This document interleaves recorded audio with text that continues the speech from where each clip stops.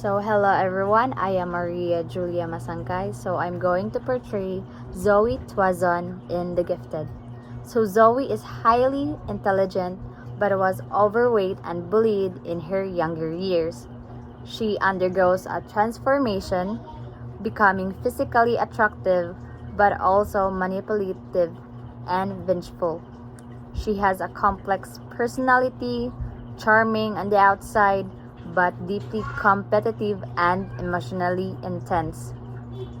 Her friendship with Aika turns into a bitter rivalry, leading to dark and twisted events.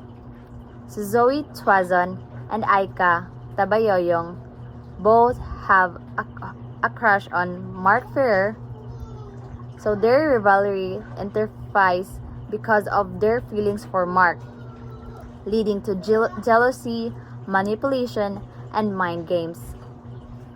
So Zoe, after her transformation, becomes more confident and aggressive in pursuing him.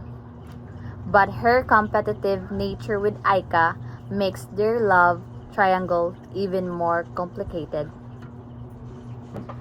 So, let's start. At saan ka naman napagod? Teaching children how to memorize multiplication table? Well, kung sa bagay nga naman, nakakapagod for the blind leave the blind.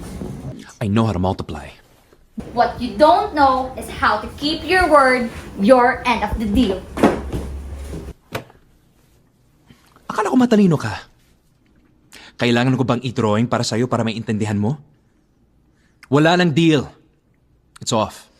Yung mga pinagagawa mo sa akin, hindi ko na kaya. Baka gusto mo sabihin ko sa kanya ang lahat kung paano at bakit kayo nagkita. Eh di tell her.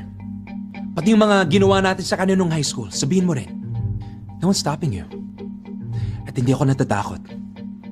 Because I love her and she loves me. Yuck! I told you, people change. People never change. Science tells us that our genetic imprint predetermines your fate, your character, your choices.